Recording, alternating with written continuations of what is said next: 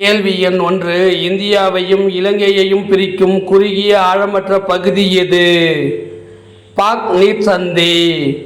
கேள்வி எண் 2. குஜராத் முதல் அருணாச்சல பிரதேசம் வரை இந்தியாவில் உள்ள தீர்க்க கோடுகளின் எண்ணிக்கை எத்தனை?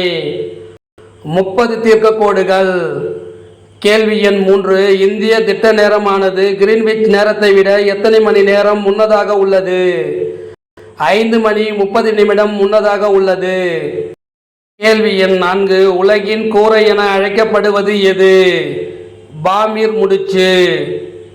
கேள்வி எண் 5. இமாலயா என்ற சமஸ்கிருத சொல்லின் பொருள் என்ன? பனி உறைவிடம்.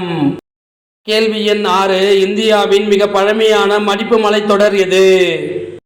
ஆரவல்லி மலைத்தொடர். கேள்வி எண் 7. திபெத்தியன் இமயமலை என அழைக்கப்படுவது எது? மேற்கு இமயமலை. கேள்வி எண் 8. பாகிஸ்தானையும் ஆப்கானிஸ்தானையும் இணைக்கும் கணவாய் எது?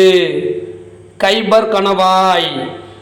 கேள்வி எண் 9. ஆறுகளால் கொண்டு வரப்பட்டு படிய வைக்கப்படும் புதிய வண்டல் மண் எவ்வாறு அழைக்கப்படுகிறது?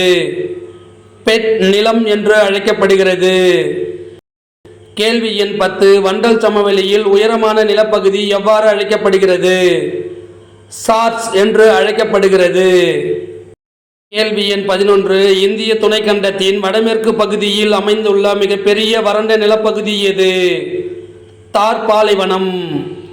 கேள்வி எண் 12. இந்தியாவின் மிகப்பெரிய பாலைவனம் எது? தார் பாலைவனம். கேள்வி எண் 13. உலகின் 17வது மிகப்பெரிய பாலைவனம் எது? தார் பாலைவனம். கேள்வி எண் 14. பிரம்மபுத்திரா சமவெளியின் பெரும்பகுதி அமைந்துள்ள இடம் எது? அசாம். கேள்வி எண் 15. தீபகற்ப பீடபூமியை இரு பெரும் பிரிவுகளாக பிரிக்கும் ஆறு எது? நர்மதை. கேள்வி எண் 16. ஆரவல்லி மலைத்தொடரின் மிக உயரமான சிகரம் எது? குருசிகார். கேள்வி எண் 17. குருசிகார் சிகரத்தின் உயரம் எவ்வளவு? 1722 மீட்டர். கேள்வி எண் 18. வற்றாத நதிகளின் பிறப்பிடம் எது? இமயமலை. கேள்வி எண் 19. பூர்வாதிரி என்று அழைக்கப்படும் மலைத்தொடர் எது? கிழக்கு தொடர்ச்சி மலைகள், அதாவது கிழக்கு இமயமலை. கேள்வி எண் 20. மேற்கு கடற்கரையின் எந்த பகுதி மலபார் என்று அழைக்கப்படுகிறது? தென் பகுதி. கேள்வி எண் 21. கிருஷ்ணா காவிரிக்கு இடைப்பட்ட பகுதி எவ்வாறு அழைக்கப்படுகிறது?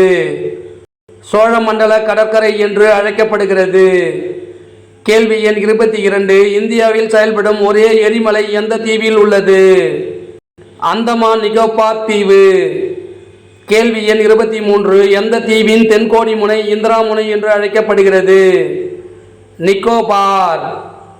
கேள்வி எண் 24. பறவைகள் சரணாலயத்திற்கு பெயர் பெற்ற தீவு எது? பித் தீவு.